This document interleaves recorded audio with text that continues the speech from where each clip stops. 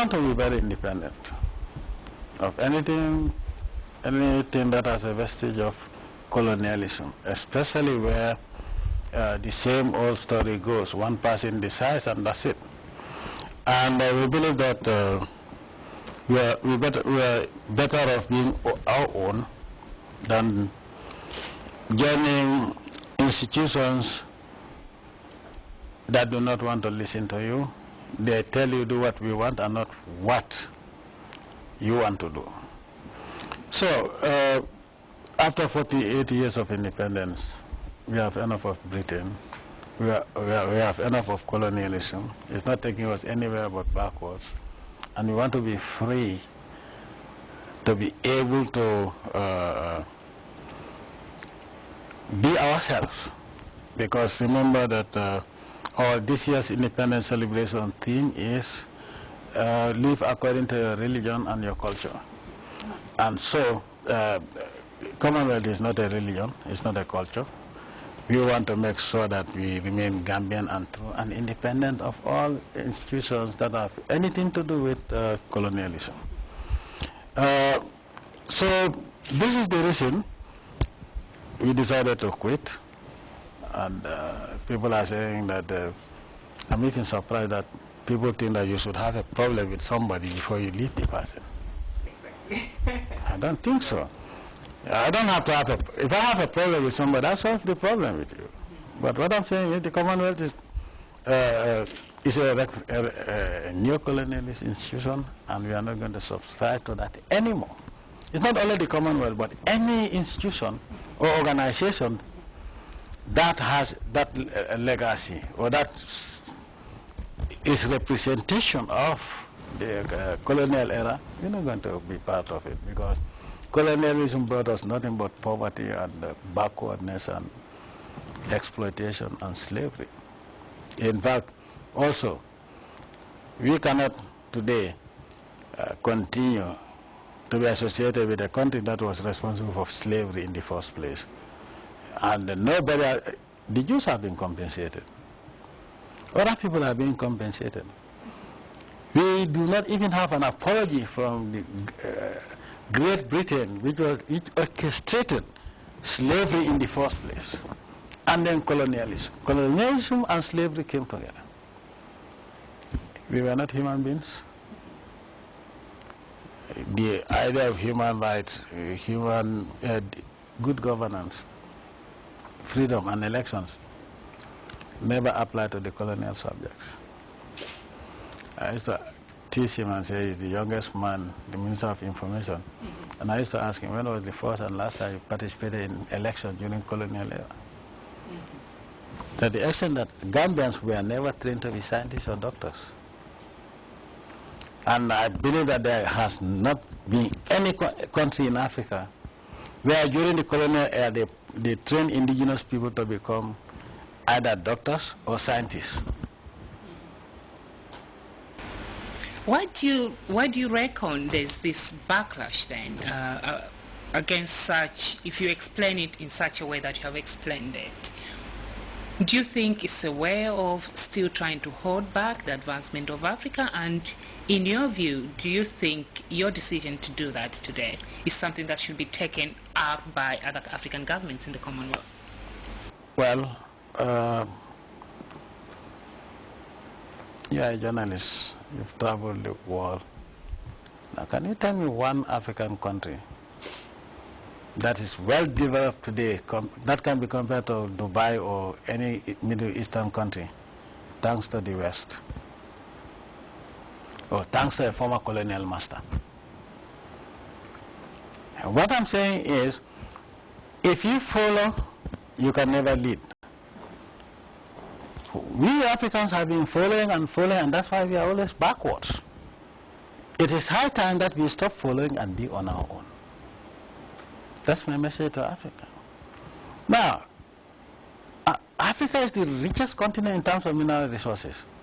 But the poorest of the poor, the wretched of the earth, live in Africa. And, in fact, most of them are found in countries that are exporting in large quantities valuable resources. I won't name those countries. How is it possible that A relationship where one is becoming richer all the time and one is becoming poorer. The one becoming poorer will be very intelligent by half to follow the one who is enriching himself at the detriment of the one being impoverished. The relationship has not benefited any African country.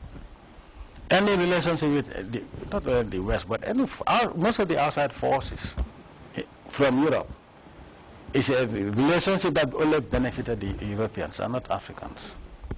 Now, who are the Europeans? By the color of their skin, that they should always teach Africans what to do. From colonialism to now, they think that they are the gods of Africa, that they should tell us what we should do. And Gambia is saying no to that. So, if you realize that if you don't dance to their tune, they call you a dictator. Yes. Elections will never be fair unless the opposition they sponsored wins the election. Then the elections are free and fair. But then they impose this idea of term limit. And in most European countries, members of the Western Bloc, there is no term limit. Okay, but also, they have monarchies in almost all the European countries. Oh, that's normal. Oh, that's royalty. And a member of the royal family can go on a honeymoon that can build 10,000 schools in Africa. That's normal. But an African who is a monarch, say, oh, this is the same to Africa. He's an absolute monarch. Whatever he says is bad. Even buying a plane is bad. He shouldn't do that. And they spend 4 billion or more than 4 billion pounds on celebrations. An African president spends $2 million for his birthday, and it was headline news because they created the psyche, created their mouthpiece, the Western news media, to propagate their ideology that we Africans must listen to them, and this is unacceptable. So, going back to a question as to whether other Africans should follow suit, I think it is in our best interest to follow what benefits us. If you follow something that is always keeping you backwards, I don't think you are being intelligent or doing service to the people to follow.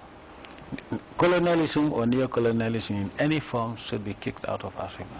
That's my belief, because it's not bringing us anything but disgrace, but humiliation and insult. None of those countries that are talking about African democracy, human rights, lack of it in Africa, still poor Africans have to scrape their pockets to pay for the visa. When during the time of the vampire called the empire, when people like him were younger, and they used to look up to the Empire Day. They told us that, oh, we are all British, but you are colonial subjects. Do you understand? There were no visas for Gambians to go anywhere. Yes. After independence, they said, oh, now visa. And the visa is not free. You pay.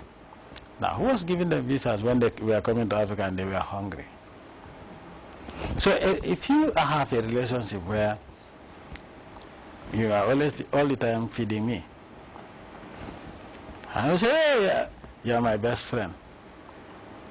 And when I have more than enough and you don't have, I tell you, oh, you cannot come to my home without calling me. Is that fair? Are we genuine friends? No. Africa's relationship with the West has been Africa losing and the West gaining, and that will continue as long as we do not take a stand. And for me, the Gambia, we are not going to follow anybody but our religion, our culture, and our people. I'm a servant of the people of the Gambia. So that would be with the Commonwealth. But your critics, Mr. President, will come back to say, why just the Commonwealth, which probably does not have didn't come with any economic benefits at all, but probably you are part to other organizations that probably the Gambia would rely on in terms of